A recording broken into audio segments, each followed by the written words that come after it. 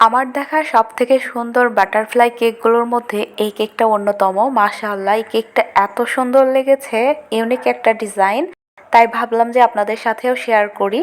অনেকেই হয়তো বা দেখেছেন এই ভিডিওটা শেয়ার করার মূল কারণ হচ্ছে যাতে করে কেকটা সহজে আমি খুঁজে পাই। এই কেকটা আমি একবার না একবার ট্রাই করব ইনশাআল্লাহ। আর প্রথমে দেখতেই পেলেন পেঁয়াজ কালারের একটা ক্রিম দিয়ে লাইন টেনে নিয়ে এরকম প্যালেট নাইফের সাহায্যে সুন্দর মতো করে প্রজাপতির পাখাটা বানিয়ে নেওয়া হলো। আর এই পেঁয়াজ কালারের ক্রিমটা আপনারা লাল কালার এবং অল্প একটু বেগুনি কালার দিলেই নিয়ে আসতে পারবেন। খুব সুন্দর লাগে এই কালারটা দেখতে। আর এখন যে ছোট ছোট গোলাপ তৈরি করা হচ্ছে, আপনারা এটা 124 নাম্বার রোজ নজেল দিয়ে তৈরি করে নিতে পারবেন। আর এই চেরি ব্লসম ফুলটাও কিন্তু 124 নাম্বার রোজ নজেল দিয়ে আপনারা ইজিলি তৈরি করে নিতে পারবেন। তো আপনাদের কাছে কেমন লেগেছে কেকটা অবশ্যই জানাতে ভুলবেন না।